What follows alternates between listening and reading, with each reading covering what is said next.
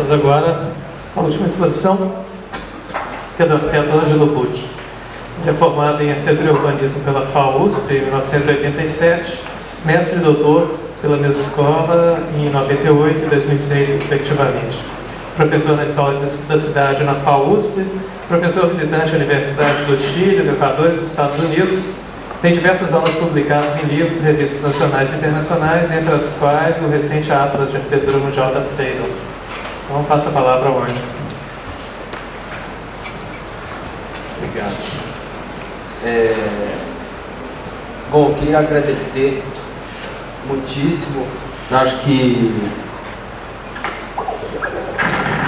hoje é a segunda vez na minha vida que eu vim a Belo Horizonte e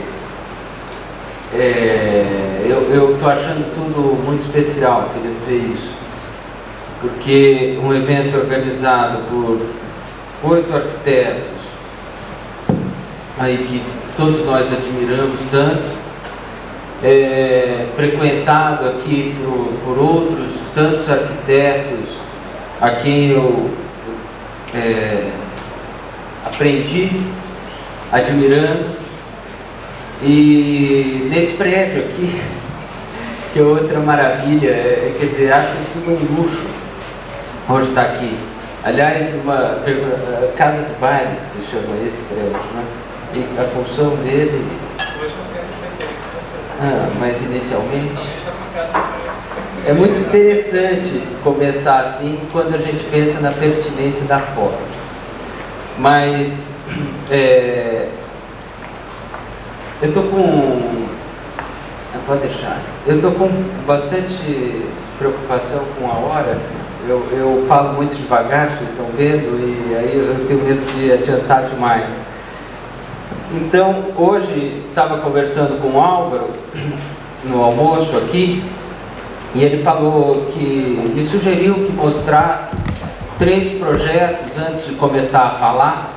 Então, vou mostrar 3 projetos sem comentar muito, porque são 3 projetos nos quais eu tive a oportunidade de trabalhar. Não são projetos de minha autoria ou de autoria dos escritórios dos quais eu fazia parte, mas são projetos de autoria de outros arquitetos que também fizeram parte importante aí na minha formação. Mas eu não queria comentar muito porque talvez até, sejam imagens que amanhã possam voltar à conversa, mas para não perder tempo, senão gasto a minha meia hora aqui no primeiro projeto. Bem, esse é a Fiesp, que é um projeto do arquiteto Rino Leve na Avenida Paulista, em São Paulo, em que foi feita essa intervenção pelo Paulo Mendes da Rocha. Eu gosto da maquete eletrônica porque é muito difícil ver nesse projeto aquilo que estava sendo projetado. Para isso, o modelo eletrônico foi muito útil. É uma construção de aço, de cabo a rabo. As paredes são de aço, mesas são de aço, uma coisa de detalhamento delicado, trabalhoso. Mas outra imagem que é interessante mostrar é que a gente tinha lá no escritório essa lousa. Era uma lousa que tinha 6,40 metros de comprimento, feita por 2 painéis de fórmica, cada um mede 3,20 m. E o Paulo Mendes da Rocha, que é o arquiteto autor dessa reforma, ia lá, conversava conosco, ia desenhando na lousa, e conversava mais, apagava um pedacinho, desenhava, e o projeto foi feito assim, nessa sessão longitudinal, e diretamente daí a gente passava para o computador. Bem, mas eu disse que não ia comentar, não é necessário. Esse é um projeto feito pelo Leonardo Artigas, uma casa em São Paulo, no ano de 56. Tem que olhar para o Álvaro, porque sabe, inclusive, essa casa, depois eu fui chamado para fazer uma intervenção. Ela tinha ficado fechada por uns anos e foi vendida, e foi inclusive uma conversa que eu estava com o Álvaro fazendo uma pousada em Juqueí. A gente estava lá almoçando um dia e ele comentou comigo que a construção da obra original tinha sido muito delicada. mão de obra ruim, aqueles problemas que nós conhecemos, sabemos, vivemos. E que o Artigas, no projeto original, tinha desenhado essa peça aqui, que é uma escora. Foi feita essa peça em concreto, essa casa teria 6 apoios. Só uma explicação rápida. Ela teria 6 apoios, porque são 2 pilares aqui, uma viga que faz um pórtico na frente, isso se repete no fundo, mas no meio não existe essa parede, portanto, esse balanço completamente desproporcional, são 4,5 metros para cá, não era possível. Por essa razão, ele desenhou para o pórtico central essa escora. Curiosamente, essa escora foi feita, ruiu, ainda em obra, então eles precisaram construir um apoio provisório, que é isso aqui, que parece às vezes com um tubo de drenagem de água de chuva, mas ficou essa peça aí durante 40 anos. E sempre foi a casa dos 6 apoios, mesmo com esse... E depois, quando a gente começou a fazer a obra, nós descobrimos outros erros que tinham obrigado a colocação de outros apoios nas alvenarias, mas a gente conseguiu recuperar a estrutura, a ideia da estrutura original, colocando essa escora metálica. E então, em geral, as fotos coloridas são da obra depois e essas preto e branco são da obra antes da intervenção. Mas isso aqui é um projeto onde a gente praticamente não fez nada. Desse nosso querido arquiteto, desse prédio aqui, Oscar Neymar, lá em São Paulo, é o prédio que hoje é chamado de Obra, foi feito em 54 para ser um pavilhão de exposição de artes, e ficou fechado por, não me lembro se foram 14 ou 18 anos. E por ocasião da comemoração dos 500 anos da chegada dos portugueses aqui, esse prédio foi reformado para receber uma exposição que fazia parte dos eventos comemorativos dos 500 anos do Brasil. Né? Uma coincidência, porque ele foi construído para comemorar o 4º centenário da cidade de São Paulo. É um prédio que nós acabamos de ver o MASP. O MASP tem 68 metros de vão, se eu não estou enganado, 67, 68, se alguém quiser corrigir, mas acho que é isso. Tá bom, né? Aqui, o diâmetro desse edifício que nós estamos vendo são 70 metros. O MASP, que é o museu mais importante de São Paulo, tem de área expositiva 3.400 metros quadrados nas 2 lajes somadas lá em cima. Esse prédio aqui são 10 mil metros de área expositiva.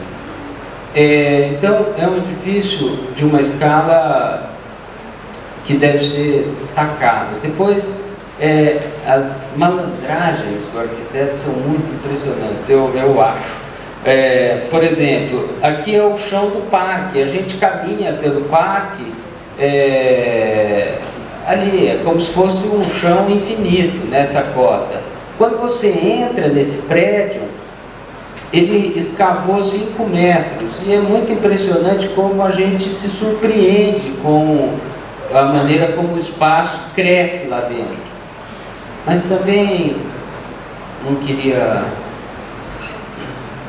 Às vezes a ideia de pertinência me faz pensar na correção, no acerto, no adequado, e é tudo isso que eu acho que quer dizer a palavra pertinência aqui. Eu estou de acordo, mas também a gente fica pensando, né? Eu acho que a gente chama, por exemplo, de menino impertinente um cara que é meio atrevido.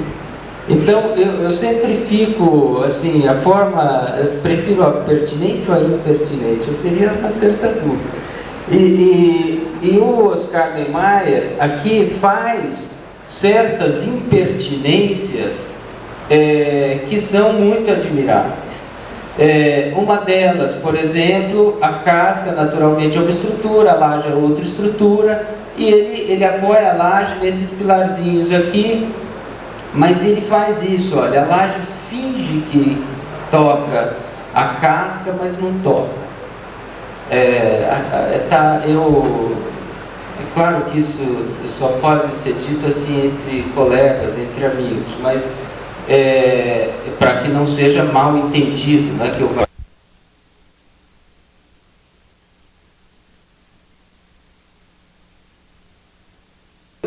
fica muito bom, porque eu poderia dizer, fica perfeito. Então tem uma coisa que é bastante delicada. A gente, quando pensa na pertinência, é como esse conhecimento de arquitetura.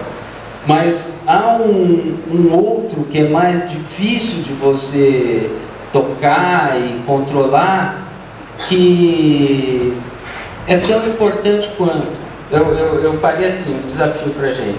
Quantos projetos que a gente conhece que está tudo certo, mas você olha e não está bom o resultado. E há alguns poucos projetos, não acho que seja o caso desse, mas há alguns poucos projetos onde muitas coisas estão erradas. E você olha e fala, deu tudo muito bem, ficou tudo muito bem. Com aquilo tudo que talvez a gente não faria. Eu queria só mostrar. É como assim, a arquitetura tem uma coisa que não é para fazer mistério, mas é como você precisa saber a letra e a música, sabe? Senão fica um pouco desconjuntado. Ali o detalhe da laje lá que eu dizia. Bem, então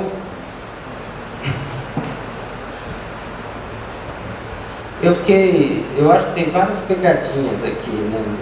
MDC é uma que eu queria lembrar matemática então eu não sabia mais o que era isso, mas depois eu acho que em matemática a gente diz que é máximo divisor comum e não mínimo divisor comum, porque o mínimo todo menino acertaria, o mínimo divisor comum é fácil, difícil é achar o máximo, mas eu acho muito pertinente o nome máximo denominador comum.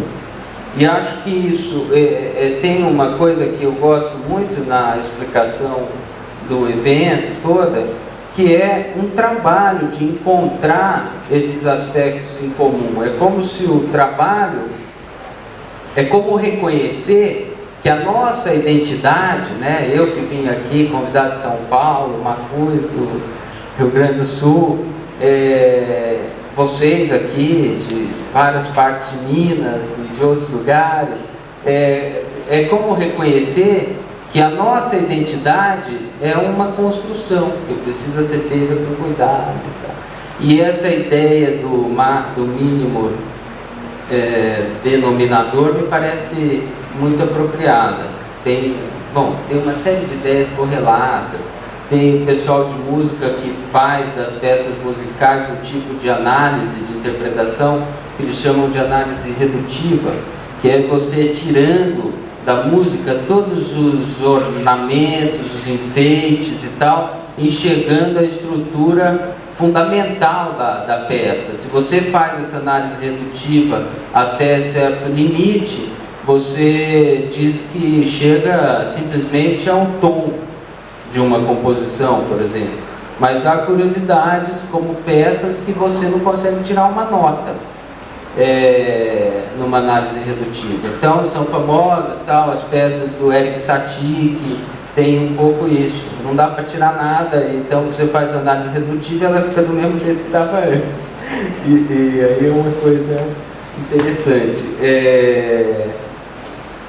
E eu acho que a nossa conversa ficaria interessante se a gente, mais interessante, ou cada vez mais interessante, quando nós vamos vendo as dificuldades que o tema coloca. Né? Cada uma dessas palavras, pertinência, forma, poética e construção, acho que abre eu gosto do trabalho, então, a forma que o Mafuz falou Eu fiquei pensando acho que não é hora de comentar, não, mas só um parênteses. Essa coisa do formalista, se nós todos somos por obrigação ou não, mas é sempre um jogo de palavras também, né? Porque eu acho que a forma, na nossa maneira de pensar hoje, em arquitetura, é uma forma que é aberta e não uma forma que está fechada no objeto. Esse é que é a coisa. E a palavra formalista, para mim, eu entendo a acepção que o Mafuz estava usando, e acho que é uma coisa diferente, mas a palavra formalista ficou carregada de um sentido que é uma coisa que acontece e que, em todos os aspectos que nós estamos falando aqui, acontece com muito mais facilidade com a técnica, acontece com a construção por decorrência, mas muito fácil, acontece com a poética, que é mais impressionante ainda, e acontece naturalmente também com a forma e com todas as coisas, que é uma inversão que acontece no nosso mundo hoje, e a gente sempre se vê diante desse desafio, que é quando as coisas que nós criamos para serem os nossos recursos de existência, então, como dizer, a técnica, que é a totalidade dos recursos que nós temos para fazer arquitetura, a forma, que é a estrutura através da qual a gente se expressa, todas essas coisas que, vista como se o mundo fosse um mundo, o nosso mundo sonhado, seriam assim facilmente descritas, elas não são simples, porque a forma se volta contra a gente. Então, a acepção que eu acho mais difundida de formalista, por isso que eu fiquei assim com essa pergunta, é justamente aquele ponto em que a forma nos escraviza. E a gente fica fazendo uma arquitetura que já não consegue se libertar daquilo que tinha pensado antes.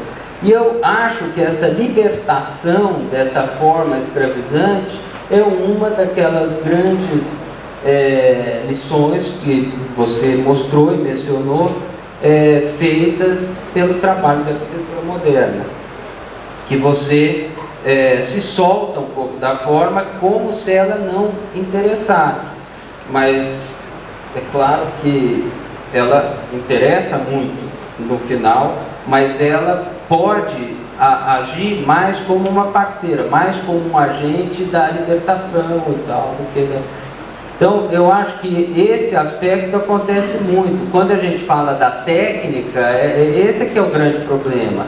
A técnica é o nosso recurso, e a gente vê os recursos das estruturas incríveis que você mostrou e tudo, mas ela se torna um problema quando aquilo vira uma camisa de força para um menino que quer fazer arquitetura e que acha que o que ele tem que fazer tem que ser de alguma maneira parecido com aquilo e não consegue, como se perdesse as próprias pernas. Então, a gente vê maravilhas, todo instante, se voltarem contra nós mesmos. E esse que é o grande problema, ou a coisa que é o grande problema, mas é também o que faz do trabalho nosso um trabalho interessante. Então, como esse trabalho pode ser de resistência, você, não é, o Ferola falou um pouco isso no começo você sabe que eu esqueci depois a ordem, coisa que mais me marcou, eu fiquei pensando que em Alexandria a biblioteca podia estar esparramada pela cidade, não precisava necessariamente corresponder. Bom, quer dizer, se nós pudéssemos simplificar e pensar nessa coisa da poética da construção, eu acho que é a única coisa que tem sentido. Só que a poética está em todas as instâncias. Está na técnica, se chamar as instâncias assim, as acadêmicas. Está na técnica, está na norma e está nos símbolos. Então você vai fazendo por isso, como que é uma coisa que pode dar sentido, um sentido de gente viva para as coisas. Então eu mostrei 3 referências, que são arquitetos que foram muito importantes para mim. Mas está aqui o Álvaro, que é um arquiteto que foi muito importante para mim. Então você, e é meu amigo, por sorte, mas desde a escola, quer dizer, eu não sei se o Artigas teria ganhado a importância que ganhou para mim se eu não tivesse me encontrado na FAO, lá em São Paulo, com o Álvaro. E tantos outros colegas que não ganharam ainda esse valor de um nome como uma instituição, mas que no convívio nosso de todo dia dão vida para aquelas coisas que poderiam estar mortas. É isso que eu acho. Quer dizer que Oscar Niemeyer está muito bem, todos nós diríamos. Aliás, está muito bem hoje, com 98 anos, é uma coisa impressionante. E que é admirável, tudo bem. Agora, eu acho que o que deu esse, com perdão da expressão, Álvaro, esse sopro de vida para essas coisas, na minha formação pessoal, foi essa sorte dos amigos que eu tenho e tive em momentos ali dentro da Faculdade de Arquitetura. E eu acho que um pouco, quando a gente fala de arquitetura, da pertinência, quando a gente fala dessa resistência, dessa razão que se volta contra a gente em todas as instâncias do nosso campo de atuação, eu acho que, se fosse assim para fazer quase que um quadro infantil, eu digo pela simplificação, mas as simplificações me ajudam tanto, é como se a gente dissesse assim: é o mundo dos mortos e o mundo dos vivos. Não é que eu não pertenço ao lado do bem, eu faço força para pertencer ao mundo dos vivos, mas em cada coisa é uma luta você fazer com que aquilo prepondere, é um trabalho diário. Bem, desculpa, eu não quero ficar falando assim como que tão bagunçadamente. Então eu vou me amparar aqui em alguns desenhos. E eu queria mostrar, porque tive a honra de ter um projeto publicado pela revista número 1 do LDC. Então eu queria mostrar um projeto, mas esse, se der tempo, eu mostro mais algum. Mas esse não é o projeto que está publicado, depois acho que é o que vem em seguida. É uma casa que eu fiz nessa época. Eu estava num escritório que se chama MPB, com o Milton Braga, a Marta Moreira, o Fernando de Melo Franco, mas também com o Eduardo Ferroni, a Keila Costa, a Lelê, a Vilela. E eu queria mostrar, porque toda descrição é uma simplificação, às vezes inaceitável, mas eu acho que, em parte, esse projeto surgiu de uma adversidade. Essa casa foi feita para um casal de amigos. A menina é minha amiga de infância, lá da minha cidade, onde eu nasci, Orlândia, que é uma cidade que agora eu gosto de dizer que é 1000 vezes menor que São Paulo. Exatamente. Aí ela foi morar em Ribeirão Preto, virou professora lá da Faculdade de Medicina, o marido também, e eles moravam no campus da Faculdade de Medicina. Morar no campus da Faculdade de Medicina em Ribeirão Preto é mais ou menos como ter uma casa aqui, 20 metros para lá, nesse gramado. É um luxo incrível.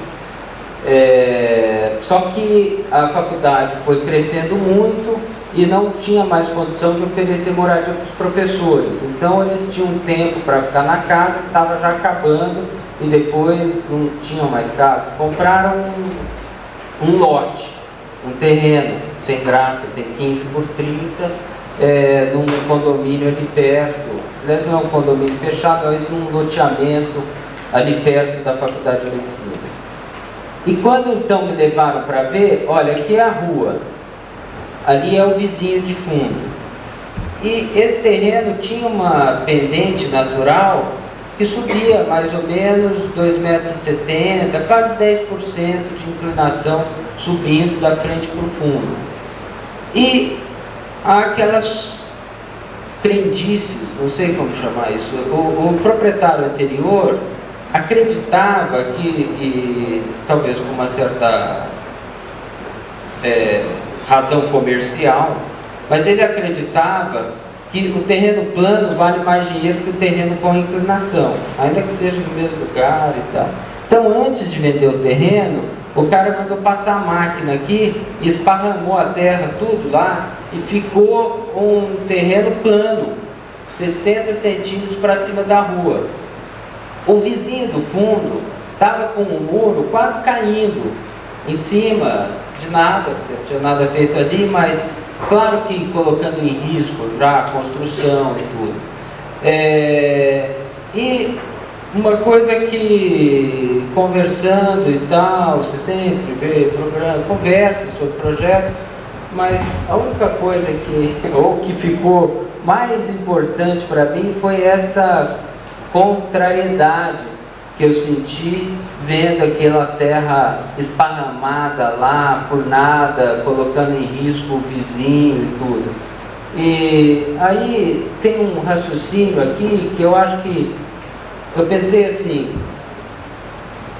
450 metros de terreno, 15 por 30, 50 centímetros de altura de terra, são 225 metros cúbicos de terra, um volume. Aí esse volume estava lá esparramado de qualquer maneira. Então, o que a gente podia fazer? Esparramar a mesma terra de outra maneira qualquer, que para um projeto fosse alguma coisa, que dissesse, assim, estou dizendo assim que dissesse, porque é como se aquilo que a gente fala do mundo dos vivos pudesse ser projetos que falam, que você olha e fala: está muito bem, mas não me diz coisa nenhuma. Ou está muito bem, que maravilha, como é estimulante. Ou que não está tão bem, mas que maravilha, do mesmo jeito. Eu acho que as coisas não precisam ser sempre tão bem. Aí nós fizemos 3 caixas de terra. 3 caixas para enchermos com a terra que estava lá. Então a situação ficou bastante diferente, porque o nível da rua invade a área do terreno, como uma praça que entra lá dentro, e essa praça tem dentro dela 3 caixas, que são como 3 pedras gigantes, preenchidas com aquela terra que estava esparramada. Então aqui a gente deixou uma altura mais simples de resolver construtivamente, e a casa foi disposta sobre essas 3 pedras, como que flutuando. E por isso, quer dizer, tinha um percurso vertical obrigatório para fazer daqui até ali. Esse percurso era muito confortável se as distâncias verticais pudessem ser bastante diminuídas. E uma maneira de fazer isso seria uma estrutura que não existisse. É uma descrição, não é bem, mas é. Então, a estrutura colocada sobre a cobertura, ela corresponde mais ou menos a uma estrutura inexistente. Ou seja, a estrutura é de fato inexistente no corpo onde a gente circula. Quem passa daqui para cá e daqui para cá não precisa superar na vertical alturas estruturais. E a estrutura só passa a existir lá em cima, e também o conjunto construído só fecha como uma lógica a hora que você vê a estrutura lá em cima. Então, bem, é isso. São 4 pilares, 2 vigas, tem uma curiosidade que a gente sempre tem que fazer esse caixa d'água e tal, e automaticamente a gente coloca a caixa d'água em cima do pilar. Então, nesses momentos, né, como o automatismo às vezes nos deixa cegos, mas e tínhamos feito aqui, mas aí numa primeira reunião com o calculista ele falou que quando essa viga atravessasse o vazio, ele tinha um problema grande porque a viga estava descarregada e não tinha como ele enfrentar a deformação na ponta do balanço, tem um balanço de 4,5 metros para lá e a laje do piso está atirantada nessa ponta do balanço. Então ele queria peso aqui. E aí eu perguntei, se nós deslocássemos um pouco a caixa d'água, ótimo.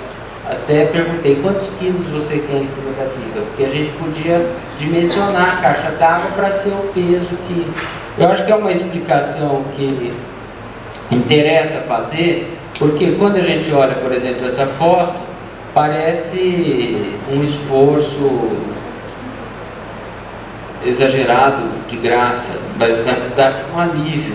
Não... Essa é a planta do pavimento inferior, que mostra as 3 caixas de terra, os 4 pilarzinhos, 1, 2, 3, 4, e a planta do pavimento superior, que tem todos os dormitórios, as salas, aqui a cozinha faz a ligação, mas a entrada é por aqui, é uma parede baixa que separa a cozinha dessa entrada, e os banheiros todos concentrados ali.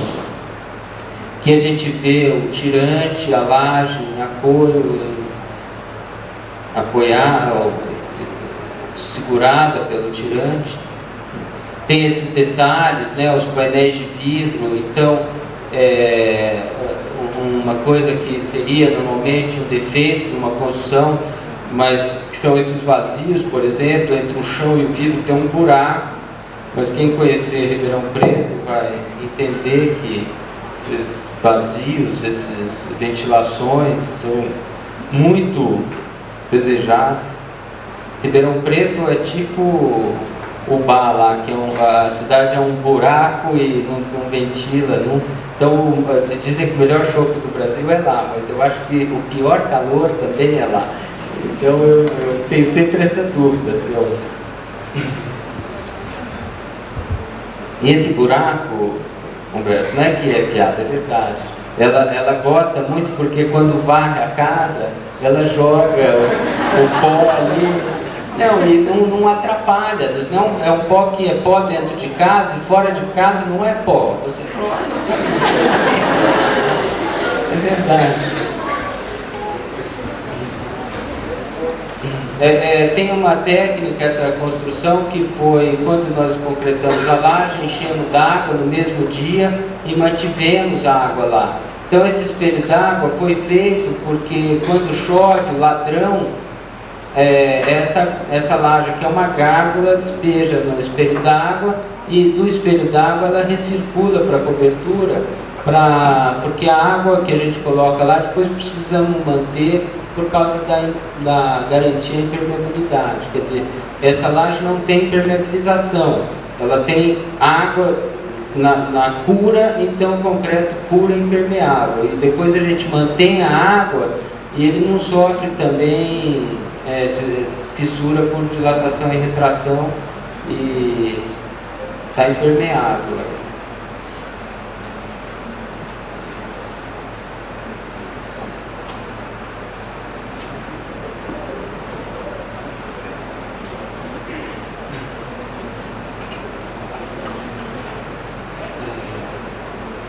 Bom, esse é o projeto que...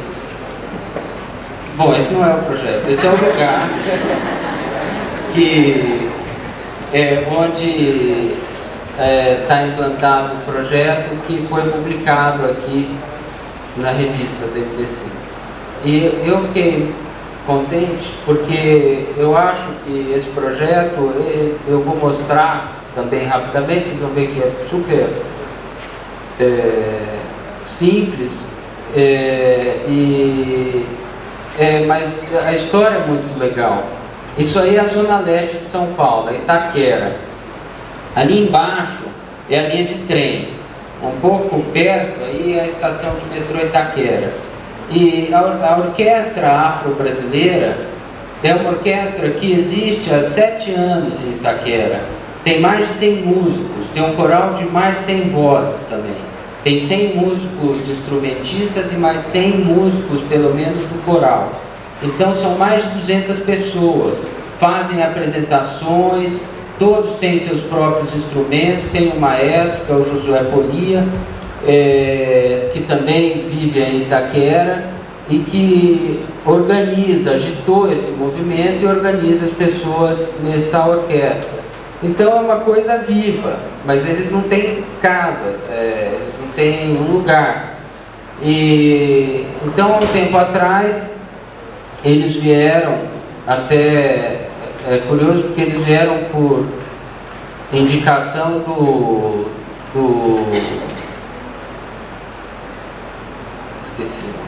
consultor de acústica lá, o Guto Nepomuceno, e para ver se a gente podia fazer um estudo para eles irem atrás de patrocínio, para a lei de incentivo à cultura e tal.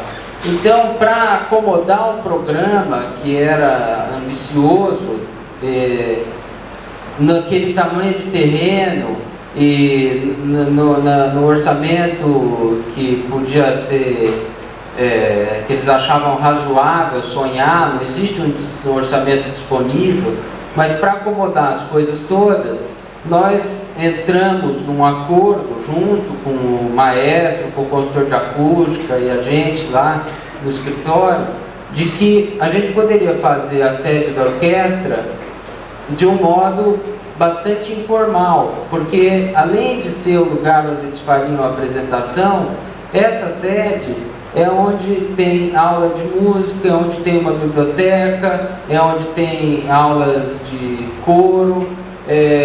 Então tem uma atividade que é cotidiana. Isso aqui é a sala do coro, isso aqui são as salas de aula de música, esse nível aqui que abre é a biblioteca, e esse vazio seria orquestra. Mas qual foi a jogada? É uma informalidade total. Todos os dias isso está funcionando, lá em cima isso é um barzinho, um café. O terreno tem aquela caída grande, então a gente fez aqui uma coisa ao contrário, porque precisava garantir um pé direito na sala de apresentação da orquestra, e essa era a curva ao contrário, mas depois ela não precisava mais, nós baixamos de novo para encaixar o café. A informalidade é a seguinte: tudo isso aqui está funcionando todos os dias, o dia inteiro, e você fica passeando. A galeria que liga o coro à sala de música é a própria galeria da sala de apresentação. O caixilho da biblioteca abre um pouco para o auditório da apresentação. Eu acho que é um pouco o Salão Caramelo lá do prédio da FAO, do Artigas. Acho que tem poderia fazer algumas comparações, mas é como se fosse um edifício. As plantas, eu acho que, eu não vou explicar cada uma, mas olha, essa aqui é a entrada, por exemplo. Então você tem uma rampa que baixa aqui, você atravessa uma ponte, e a partir do momento que você passa essa porta, você está no que seria o foyer, mas o foyer já é dentro do espaço acústico do auditório. E aí você desce uma rampa lá, uma rampa do lado de cá, e começa a andar nas galerias que são horizontais, circula por lá e vai chegando nos espaços de público. Aí tem umas coisas, aqui na lateral de administração, ali tem algum apoio, elevadoras, escadas de segurança e tal. Mas eu acho que é um projeto que foi lançado rapidamente para esse objetivo de tentar captar recurso, e eu ficaria muito contente que a gente também, né, pudesse fazer o projeto. Mas depende de um trabalho grande lá que eles estão fazendo.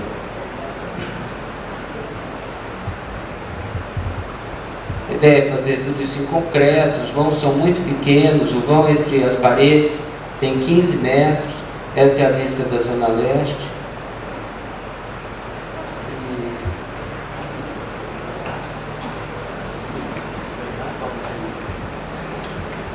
esse também não é um projeto meu, mas é um projeto que eu gosto de mostrar, porque isso aqui é uma casa em Passos, nesse grandioso estado aqui,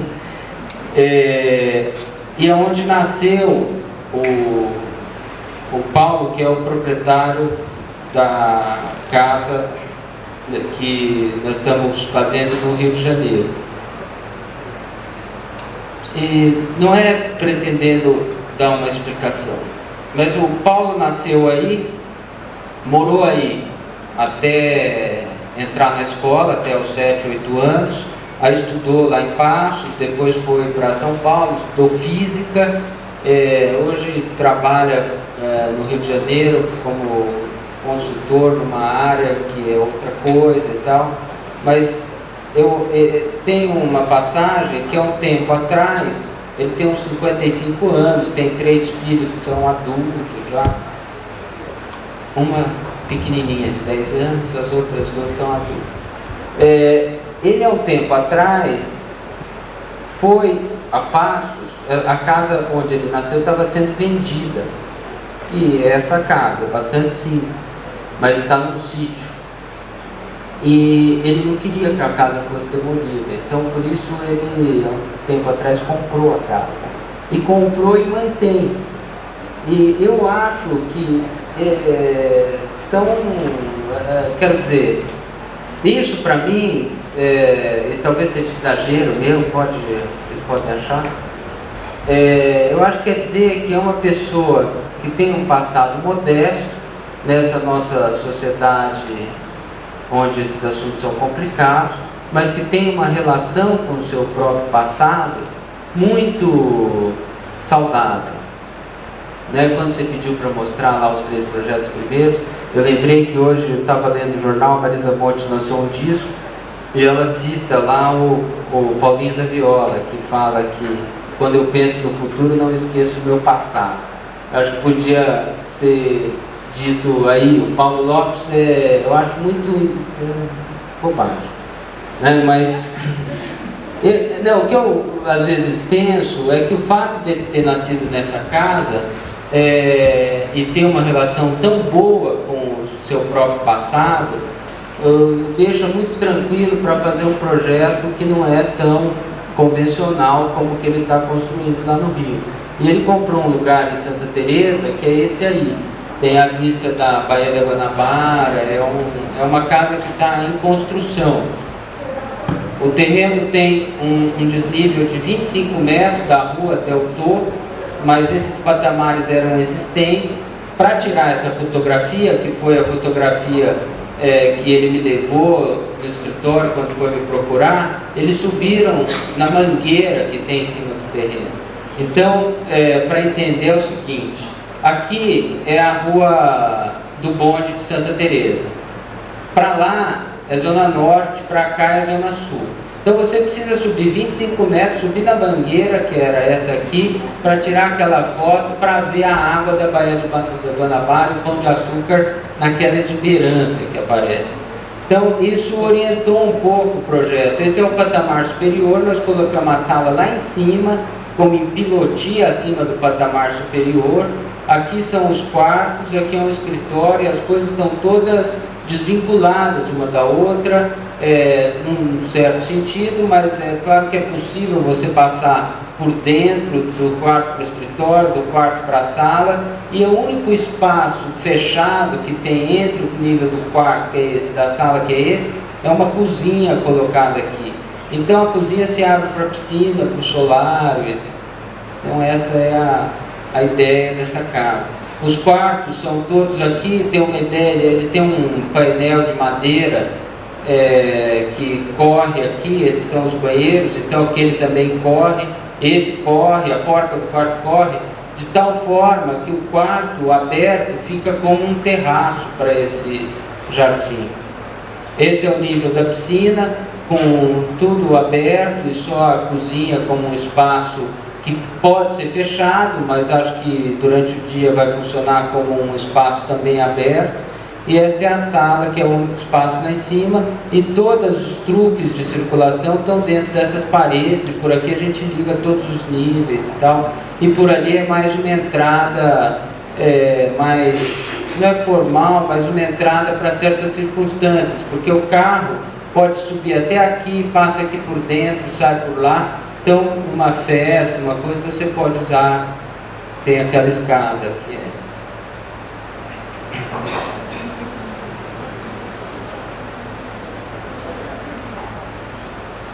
Quer dizer, essa parede cega é uma fachada oeste, todos os buracos nessa parede, no caso um só, é um buraco mesmo, não tem cachido, não tem nada, vidro nenhum, porque é para uma área de serviço. Aqui tem mais de um, mas é também do mesmo jeito.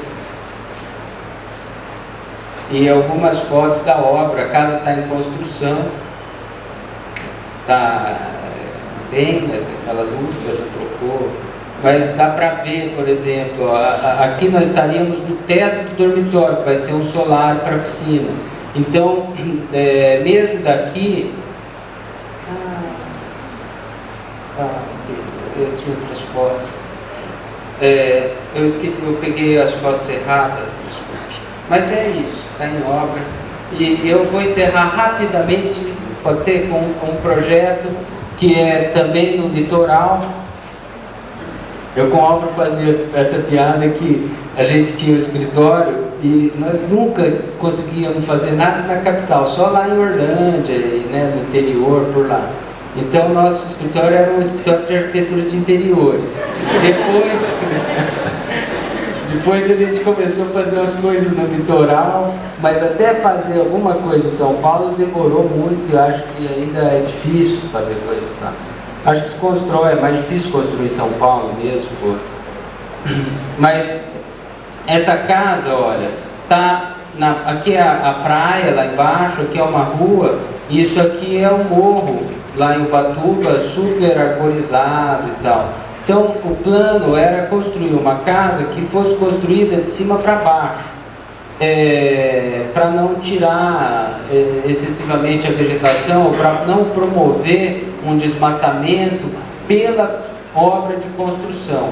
Então nós fizemos 3 colunas, aqui tem uma escondida atrás da outra, e lá uma central, e aí são tubulões sobre essa coluna de 70 centímetros de diâmetro até essa cota, e lá da rua a gente arma as vigas de aço. São 4 vigas, 2 assim longitudinais e 2 que ligam elas no ponto dos apoios. E a partir daí a gente pendura a casa inteira. Essa é uma laje armada no estrado metálico, essa e essa são lajes armadas no estrado metálico, e a partir delas a gente constrói mais essa e essa como laje de concreto, sem vigas e apoiadas nesse estrado metálico que seria o piso inferior de tudo, que tem esse corte. Então, aqui a gente tem uma altura que é a altura limite de 12 metros. E a ideia é que as árvores passem um pouco por entre esses vazios, mesmo aqui embaixo e tal, e a casa fica meio como entre as árvores. Então essa planta aqui não mostra nada, mas eu gosto porque aparece só os 3 pilares, e ela tem um programa que é curioso, porque o plano é que o casal que está fazendo vá para morar lá. Mas eles têm os filhos que não vão morar em Ubatuba, moram em São Paulo. Então, para parte dos ocupantes é uma casa de veraneio, para outros é uma residência permanente e tal. Então, você dá cobertura da casa, você desce um trecho, isso aqui é como um espaço intermediário, que está embaixo de uma pérgola, sombreado, tem uma vista que é muito bonita, na verdade vê 2 praias aqui, que é a praia do Tenório, a outra vê a ilha Anchieta, qual é o nome da ilha? Que é do Anchieta, é incrível. E daqui desse espaço intermediário, acho que o tempo acabou há 2 minutos, você desce para a sala, e da sala então é um espaço onde as coisas se juntam, porque daqui você pode descer e vir para o quarto principal, ou desce por ali. Isso é um serviço, um apartamento de serviço, ali a churrasqueira, e aqui são os quartos, 3 quartos de hóspedes, que dessa maneira tem vista para o mar, mesmo colocados lá atrás, porque essa laje está numa altura que permite a vista deles para o mar. Bom, então é isso que eu queria mostrar. Eu achei o assunto comprido, difícil de conversar. Espero que o projeto às vezes sirva para a gente conversar um pouco também sobre o tema de hoje. Muito obrigado.